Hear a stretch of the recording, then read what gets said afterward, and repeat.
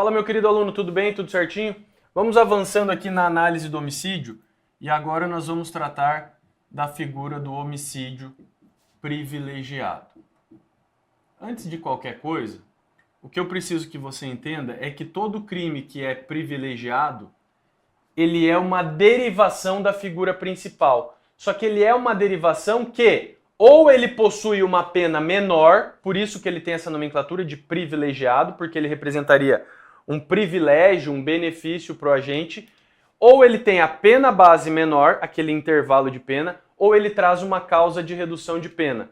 Com relação ao homicídio, nós temos aqui o homicídio privilegiado sendo classificado com natureza jurídica de uma causa de redução de pena.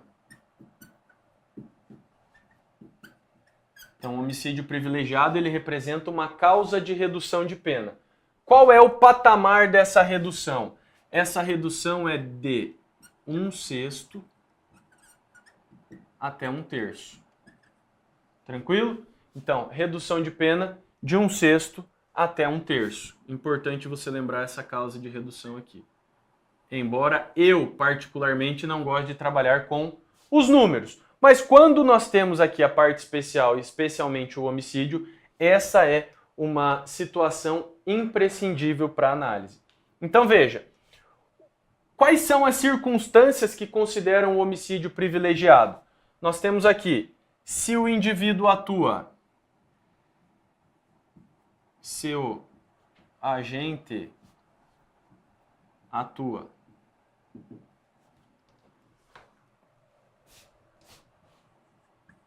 por um relevante valor social,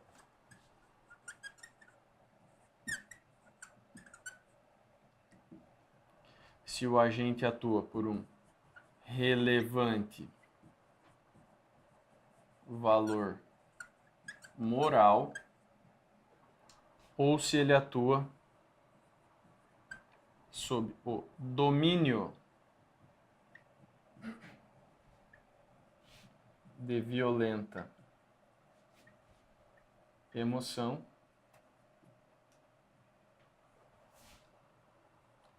logo após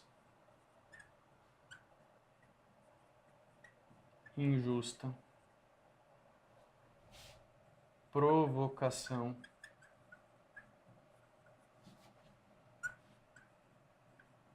da vítima. Então, são três situações aqui alternativas, são três circunstâncias que podem conduzir ao privilégio, que podem conduzir a essa situação de redução de pena. Se o indivíduo atua por um relevante valor social, não é o valor econômico da coisa, mas é o que aquilo representa socialmente. Então aqui, ó, no relevante valor social, pressupõe-se algo que tenha uma relevância coletiva. Então, por exemplo, os membros de uma comunidade descobriram que um determinado indivíduo estava praticando importunação sexual naquela localidade. Se reuniram e mataram o indivíduo que praticava esse crime contra a dignidade sexual de outras pessoas. Veja, é o sentimento coletivo que gerou essa repulsa nas pessoas que desaguou num homicídio. Isto é um relevante valor social. Estas pessoas, uma vez que aleguem a questão do privilégio pelo relevante valor social, atraem para si o ônus de comprovar essas alegações. E aí, se elas comprovarem que agiram ali sob esta indignação coletiva, pode-se considerar o relevante valor social, que vai culminar aqui na redução de pena de 1/6 até 1/3. Tamo junto? Quando se fala em relevante valor moral, o relevante valor moral pressupõe uma circunstância individual. Está relacionado com o íntimo daquela pessoa que praticou o fato. O exemplo mais emblemático aqui é o pai que descobre que a filha foi estuprada por outra pessoa. Esse pai vai lá e mata a filha por esse motivo, porque a filha fora estuprada. Então esse pai age por um relevante valor moral. É evidente Nesse caso, o pai pode ter a sua pena reduzida de 1/6 até 1/3. Você vai falar, ah, Lucas, mas essa conduta do pai não seria justificável? Não, porque o direito penal ele não admite a chamada autotutela. Então ninguém pode fazer justiça com as próprias mãos. O direito de punir, ele é público, então ele pertence ao Estado. O direito de punir está nas mãos de um Estado juiz que vai aplicar a sanção para aquele que praticou um ilícito. Tranquilo? Então, relevante valor moral pressupõe uma circunstância individual. Já a terceira situação é quando o indivíduo atua sob o domínio de violenta emoção logo após injusta provocação da vítima.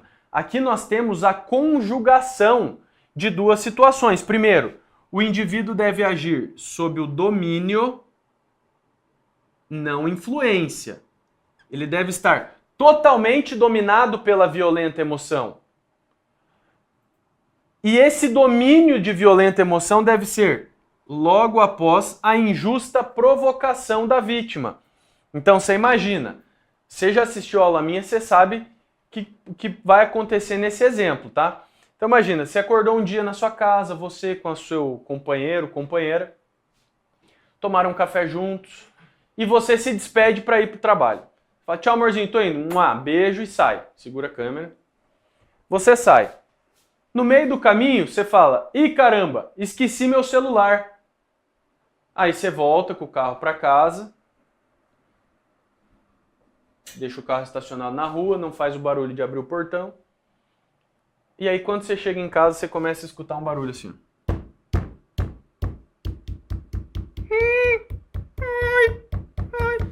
Você vai falar, eita porra, o que tá acontecendo aqui? É isso que você tá pensando mesmo. Quando você abre a porta do quarto, o seu parceiro tá lá embaixo da cama, modo de dizer, embaixo das cobertas, com outra pessoa praticando um ato sexual contra ela. E aí você abre a porta e fala, que é isso? Aí o camarada que tá lá empurrando, ele olha pra você, tira a coberta e fala, quer vir junto? Aí você fala, mas que fila da puta, por que vocês estão fazendo isso comigo? Aquele indivíduo, ele certamente vai ser dominado por uma violenta emoção, e se ele matar as duas pessoas que ali estão, tanto a mulher quanto o amante, ele agiu naturalmente sob o domínio de violenta emoção, não era nada passageiro, era algo ali que comprometia em absoluto os seus sentidos, e também ele agiu logo após a injusta provocação da vítima. Tranquilo? Nessa circunstância, o marido traído, ele pode responder aqui pelo homicídio em sua forma privilegiada, que vai ter a redução de 1/6 até 1/3. Tranquilo? Beleza? Vamos além aqui. Não bastasse os elementos do privilégio, a gente precisa entender que a natureza jurídica do privilégio é uma causa de natureza subjetiva. É uma causa de natureza subjetiva. Por que é uma causa de natureza subjetiva? Porque ela se relaciona com os motivos do crime. Ela se relaciona com os motivos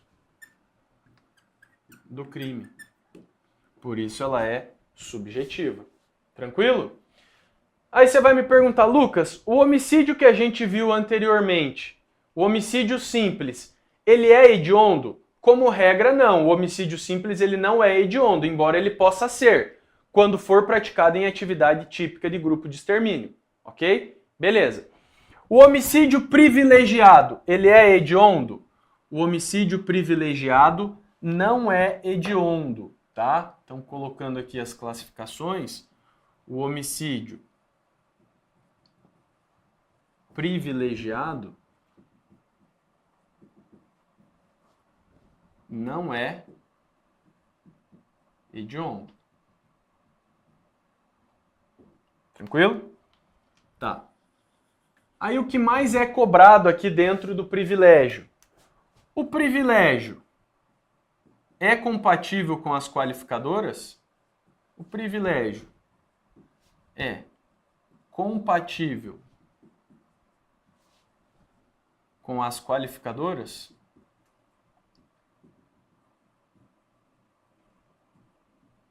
vamos lá. Privilégio é compatível com as qualificadoras? Nós já falamos que o privilégio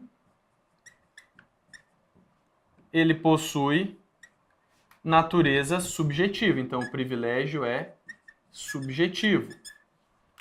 Quando eu falo das qualificadoras, que estão previstas no parágrafo 2º, as qualificadoras, elas podem ser das duas naturezas. Ou a qualificadora é objetiva, ou ela é subjetiva. A qualificadora de ordem objetiva indica meio ou modo de execução. A qualificadora subjetiva está relacionada com os motivos do crime. Então, olha só. Se eu considerar o seguinte: um indivíduo matou uma pessoa por relevante valor social. Matou uma pessoa por relevante valor social. Não vai, por relevante valor moral. O pai matou o estuprador da filha.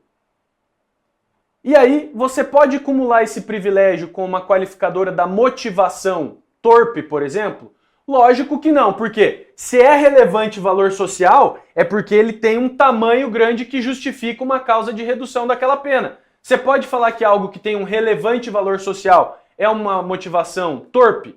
Não. Então veja, quando se fala entre a compatibilidade do privilégio com as qualificadoras, você vai lembrar que o privilégio, sendo subjetivo, ele só pode ser compatível com as qualificadoras de ordem objetiva. O privilégio não é compatível com as qualificadoras que tenham a mesma natureza jurídica que ele de causa subjetiva. Basta você pensar o seguinte: o pai praticou um homicídio... exato. O pai praticou um homicídio por relevante valor moral. Ok. Tem como esse pai praticar o homicídio com emprego de veneno? Tem. O emprego de veneno é um meio de execução. Empregar veneno para outra pessoa. Então, tem como ele praticar um homicídio qualificado privilegiado? Tem. A ordem aqui não altera. Homicídio privilegiado qualificado ou qualificado privilegiado. Beleza? Então, é possível. O privilégio é compatível com as qualificadoras? Sim, mas só com as qualificadoras de ordem objetiva. E aí, para a gente fazer o arremate, você vai anotar o seguinte: que o homicídio privilegiado qualificado não é hediondo.